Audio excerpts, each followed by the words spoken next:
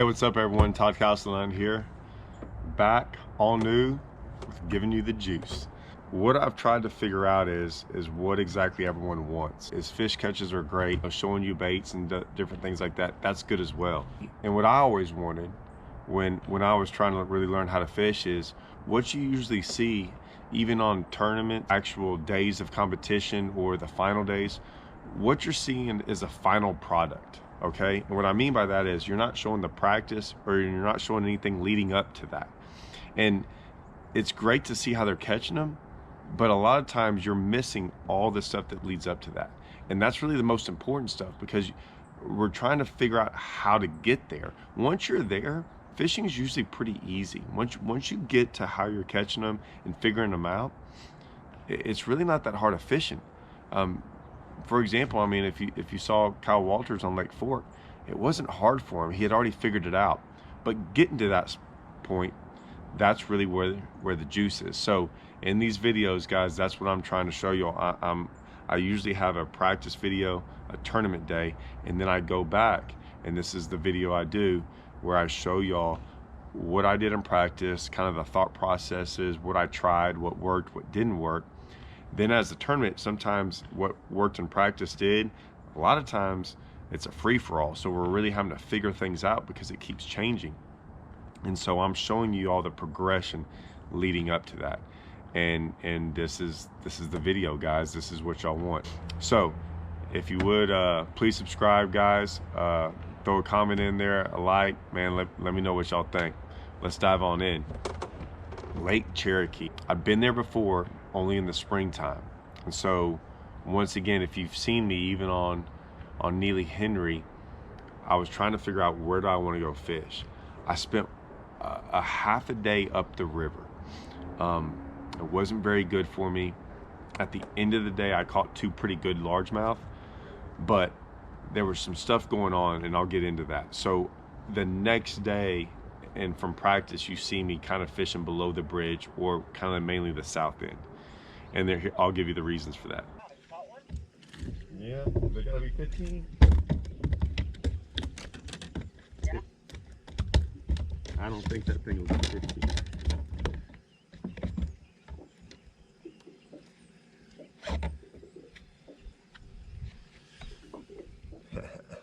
Let's see. 14 and a half.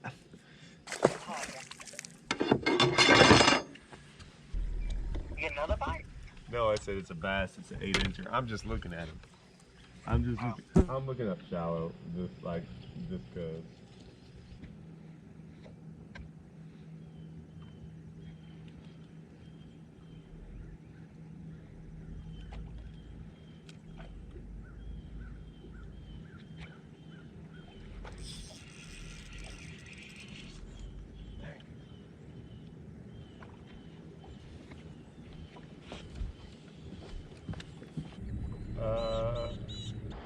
So what I saw that first day up the river was I didn't see hardly any shad until late in the day, and that's when I caught those fish. So I started thinking, okay, this is great, and I caught two good ones, but it might be an afternoon type deal because the shad started showing themselves later in the day, and I caught them on top. So I was a little leery of it. As I started the next day down south, I tried some stuff, like you got to go do your old patterns, right? Stuff that I had learned in the spring. It didn't work.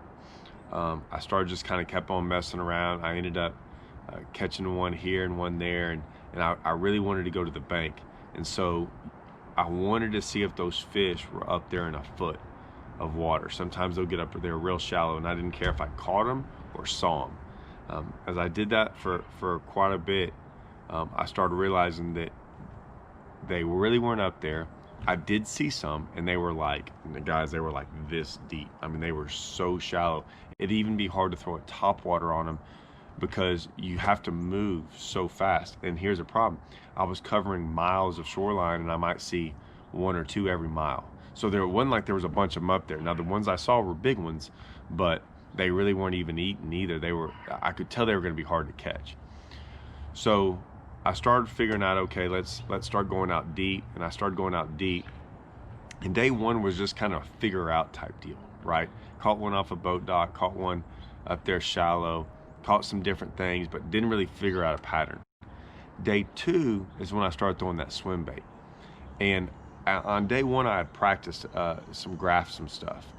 And I'd graphed these rocks out there, way out there deep. And I didn't really know what to think about them. I just graphed them. I never fished them. I decided to start there. And if you watch my practice video, my second cast with a swim bait on them, I catch one of the biggest ones I'd caught since I'd been there, or the entire time I was there. And so I was like, okay, we got big rock, and it was deep. I don't really know how deep it was because it was right on the river channel. So I didn't really know where I caught them. Like, I didn't know if I caught them up there, you know, on the shallow part, or if I had moved it a little ways. You know, I just was unsure since it was my second cast. I didn't really look at it that way. I just stopped on the spot and started casting around.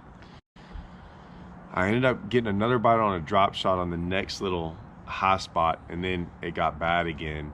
I didn't really figure anything out until later on in the day. I did catch one. I had a big one blow up shallow, and then I started getting bit on this big rock again with that swim bait. It was cloudy, guys, though. So here's the problem we ran into. I was taking everything into consideration, right? It was very cloudy that day.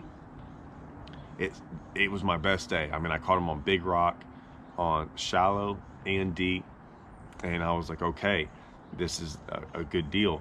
The next day, and I ended on a place that I had caught them close to in the springtime. I didn't catch them there in the spring because they really weren't on this big rock how I was catching them, but I remembered it being there, and I got bit there. So the next morning I wanted to see how it was there in the morning, started there in the morning, and got bit. So now I'm like, okay, this is a pattern. Then it got hard, and I mean, I had like one other bite, and then for like 6-7 hours I never had a bite, and I was like, here we go again, you know. But it was sunny, it was dead calm. I didn't do it all day long, but I did it enough to know that it got hard. Later on in the day, I went and tried it again with like an hour or two left and got bit again instantly. So in my head, I'm thinking it's a morning, afternoon bite, and if it's sunny and calm, they're not going to hit this thing, and that worries me, right? So what am I going to do for the rest of the day? So my next practice days, I would do that in the morning and afternoon, but during the middle of the day, I'd try other things, drop shotting, you know, fishing shallow, doing anything I could. And even after talking to Hallman and Andrew and those guys, they were having a hard time too in the middle of the day. Like, we all noticed that there was a big gap in there where we didn't get bit. So what does that tell you? I'm thinking I'm bringing the clouds into play. The reason is that hurricane Zeta, I think it was, that hit, was going to hit us the day of the tournament. So I knew it was going to be cloudy, rainy, and windy. It hadn't been windy yet. The wind concerned me more than anything, to be honest with you. I was wanting the clouds and the rain. I thought they'd hit that swim bait all day long. The final day of practice, I go out there and I get bit right off the bat. And then I just try all these different kind of rock and everything else like that. And Bradley had told me he had gotten bit that day. He was like, hey man, I'm getting bit all morning long. Like, it doesn't seem to stop. And I'm not getting any bites. And I'm like, man, what's going on? But I'm hitting a lot of weird, different kind of stuff. Well, all of a sudden, I kind of went back to fishing the stuff that I thought was going to be good, like these islands and big rock and different things, and instantly got 2 more bites. And it was like 11 o'clock. And I was like, okay, they'll bite all day long in these clouds, and they're biting up shallow, guys. So that's the thing. When I say shallow, if you notice, a lot of those guys caught them in like 20 to 30. And I was just getting a lot of my bites now in like 6, 8, 10. And so I was excited that I'm like, okay, I don't have to go out there deep. I can stay up shallow, and they're up shallow. And the 2 best days I had, I was up in that 8 to 10 foot range. And that's really where I wanted them. I didn't think a lot of guys would be fishing that way. So that's what I did. And then day 1 hit, guys. And I never had a bite doing it. I mean, I think I caught one little small one, and I'm like, okay, I got the clouds, I got the rain, I've got wind. The wind bothered me, and I'll tell you why. On that lake, when the wind blows, it creates a mud line out there, like a dirty line. And I was throwing my swim bait out there, and I couldn't really even see it. and that place is pretty clear where you can see 3, 4, 5 foot down, and I couldn't see it down a foot. So in my head, I'm going, can they not see my swim bait? Is the wind messing them up? Like, I'm trying to replay all these things, like what should I do, and what are they changing? You know, like what's different about today as opposed to yesterday? We got wind, we got clouds and rain, and not that much rain, but some rain. But I'm like, it's the same day, and so I'm really confused, and I couldn't get bit doing it. The next day, guys, I roll out there and I'm thinking, I don't know what I'm gonna do. I'm just gonna start fishing, and right off the bat I start on a spot. But now, since I've done so bad on day one, I kind of go out there pretty relaxed, guys. So I go out there and I start fishing shallow again, and I was like, I'm gonna pick up that Ned rig and some other things and throw it around, and I catch one right off the bat, a small one, and I run through my shallow area, and I was like, I ran back out there because this point, I started noticing some things on these spots, and I gotta be honest with you guys, I gotta start doing a better job of looking around some of these shallower areas, or these areas that I think are pretty good. I'll learn a lot of these spots during the tournament. Like, that's just kind of how I like to fish. Problem with that, the first day, was that I had all these spots to go hit, so I'm just running spot areas, you know, and I really never just settle down. Well, day two, I'm like, I'm not running all those spots again. I'm just gonna settle down right here, you know, and just take my time a little bit longer.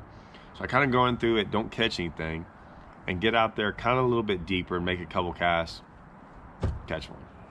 So now I'm sitting here going, okay, going through that area again, and as soon as I got done with that area, I turned around and I started making casts as far as I can out there.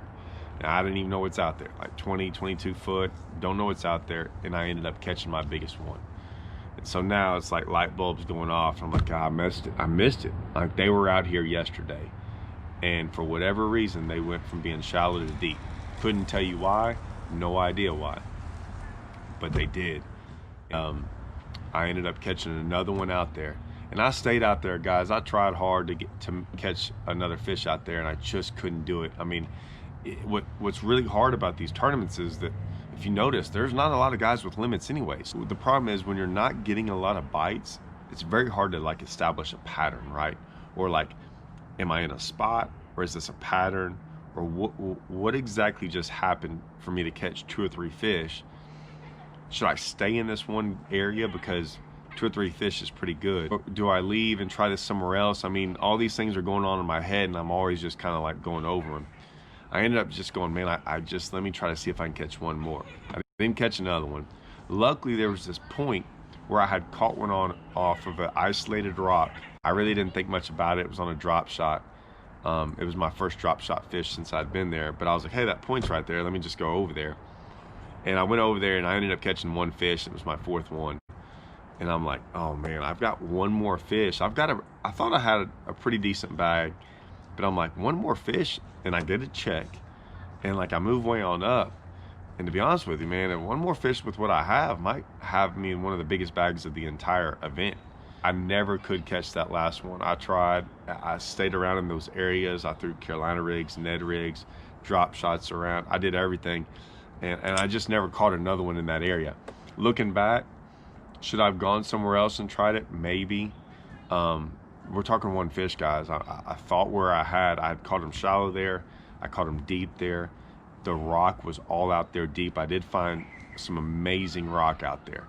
So I was fishing the right stuff, and I really didn't have anybody around me. So I just tried to put my head down and get one more bite. I just couldn't do it. So what did I learn? I learned there was some other stuff going on. There were some isolated ways to catch them, okay? And what I mean by that is that isolated rock that I had gotten that fish off of, I think I could have done more of that. The problem is that I was in a boat that was not mine. It was a dealer's boat. I appreciate my dealer Fred at Diamond Sports Marine for letting me borrow his boat for 2 weeks. I'll be honest with you, I didn't want to put a lot of hours on his boat idling around. If I'd have just idled for 2 or 3 days in practice, I probably could have found some more stuff and maybe caught another one. Problem is, I probably would have put about 20 hours extra on that motor. and I didn't think that was right to do that to him. So I didn't do that. I didn't think it was right, but it still doesn't matter. I still could have. I think that was another thing going on. I think that's how a lot of the winners or the guys in the top 10 were catching their fish off isolated things. So let's jump on over to the map and let's look at some stuff. You know, you got some of these bigger creeks where I was getting bit in shallow and they had rock in there, like that's one of them. And what happens is in these tournaments, in the opens, that most people don't realize is that like every one of these points, I mean, every morning you show up out here and look around. I'm talking about from one end of the lake to the other, all of these. Dude, there's guys fishing them every morning and every day. And I mean, it doesn't matter what point it is, they're on them. So you kind of have an idea of going, okay, there's a lot of people out here fishing this stuff, and you kind of have to like take that in consideration. And we all take that in consideration. When you see guys on every point in the morning time, on all these points, every one of them, you just kind of like that. When I look at that, I want to stay away from that stuff. So I was always trying to find little oddball places. And what happens is a lot of these islands out here, and mainly this side of the lake, is all big, giant, some of that red rock. There's some over here, but it's more isolated. And these islands, some of them are isolated on these islands. And I ended up finding a place on one of these islands. Let me see if I can find it. So I ended up finding one of these places on one of these islands that has some isolated rock out there. And that's what I kind of keyed on. And that's how I caught my fish. They just happen to be a lot deeper. What I realized, and I had found some stuff like that in some of these other places that had some of that rock out there deep, okay? I just never went to them again. It didn't make a lot of sense to me yet. It was so much of it, sometimes it was hard to manage. And that shallower stuff was easier to manage. Looking back, if I could do anything over again, I would spend the rest of my time, like one more day of practice, I would spend all my time in 18 to 25 foot of water, throwing that swim bait, looking for that big rock, and just trying to find little key points out there. That's what I wish I had done. Cherokee's a very interesting lake, and the problem is it does fish very patterny. What I mean by that is when you look at this map, okay, a lot of this side of the lake, I'll show it to you more. A lot of this side of the lake looks the same, and this side looks the same. When you start getting up here in the river, you know, it starts looking more like the river. And I'll go into that. Why didn't I fish the river? I like to look at big picture, little picture, okay? Like I always tell everyone that. Big picture, little picture. And here's why. Little picture is the little, most subtle thing you ever find out. Whether it's a 1 foot depth change, whether it's a shade of a color, whether it's going from a 1/4 ounce to 3/8 ounce. Like that's the little picture. I think little picture matters big time, right? And it can be the smallest little thing, and that's usually in my head what I'm trying to figure out all the time. That's always what's going through my head. Before these events start, it's big picture. What I mean by big picture is this. It's very hard to fish the south end and the north end. It's a tough event. You usually have to put your head down and try to do one thing. And what I mean by one thing, whether it's shallow, deep, something, all day long to get 5. Very few of us are out there where we can just go catch 5 and it's easy and we can do a bunch of different things. So Cherokee has become more of a smallmouth lake. Okay, so here's my big picture. Since it's a smallmouth lake, and I'm staying with the guy who won the tournament, the FLW tournament, the last time we were here. Cut them all smallmouth. It's a smallmouth lake. Do I want to fish up the river where there's not very many smallmouth? And I know there's largemouth up there, but hear me out. Or do I want to stay on the south end where it's mainly smallmouth, where smallmouth did win the event, and where most got, like, that's where the most fish are. That's where not necessarily the bigger fish, but the most consistent fish on the lake are smallmouth. I'm gonna put myself in a position to fish for smallmouth. So that's my big picture.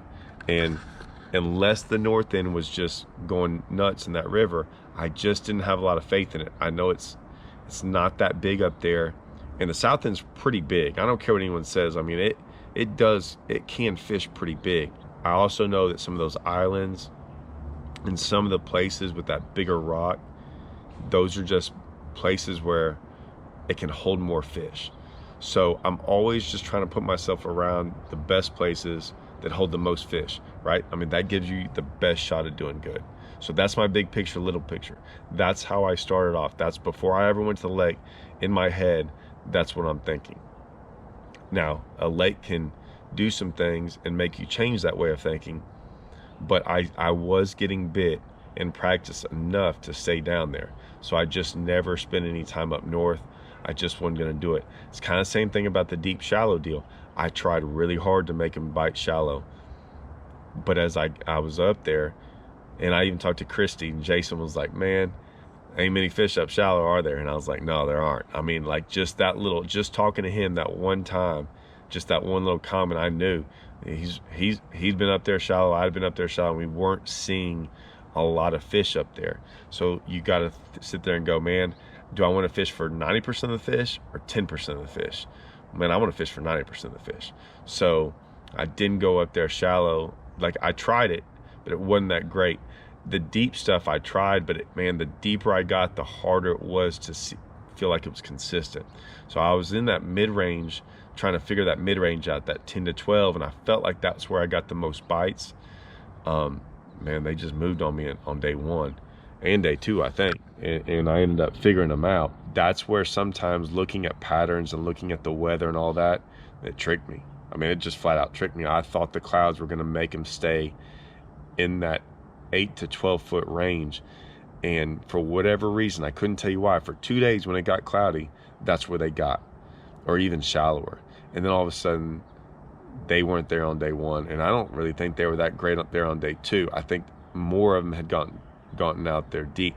I'll tell you the other thing people don't realize, what's hard for people to understand in these opens, these opens are unlike any other tournaments, okay? And what I mean by that is, if you've got a 250 field tournament that guys might practice a day or two,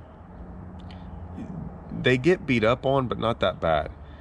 There's guys out here for weeks, 8, 9, 10 days practicing, and there's a bunch of people out here for 5 to 6 days consistently. There's 150 guys out there for 6 days in a row. But that is a lot of pressure, and I'm telling you right now, these fish, whether they get caught, whether they bite a lure and get shaken off, it doesn't matter. That many boats on a lake, just island over, driving over them, baits, hit, whatever it might be, it moves them. It always does. And it's one of the hardest things to do, is predict where it moves them. And so that's one of those other things. That's that big picture. It's hard to tell because it usually has a gradual effect on them over days. That's why it gets harder. I mean, and that's just part of the opens. That's the tough part of it. My next video is going to be a rage swimmer swim bait setup. The bait I'm throwing, the rod, the reel, the line, all this matters. And I'm talking about it matters a lot. I have really done, if y'all have watched any of my videos, I have become a huge fan of this rage swimmer. And after doing it now for 3 or 4 years, pretty consistent on both smallmouth, largemouth spots, there's a lot of variations, a lot of rod choices, a lot of line, a lot of baits, the heads, what size.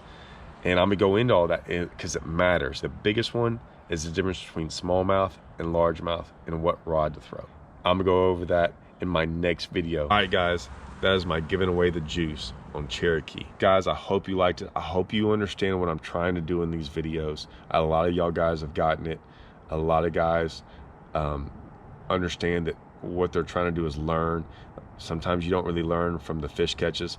I do the fish catches and the practice stuff so you can see the progression though, guys. That's why I always encourage y'all to go watch those videos. And the reason is if you can watch my practice and kind of see what was going on in my head. And guys, I put those days in order, so you can kind of see what every day I was doing, and then you'll see my tournament, and you can see how much it changed, and then I can tell y'all exactly how it changed more in depth ways. But stay tuned for that next Rage Swimmer video. That one's gonna be giving away some good stuff in there. Anyways, hope you guys liked it, man. See y'all the next time.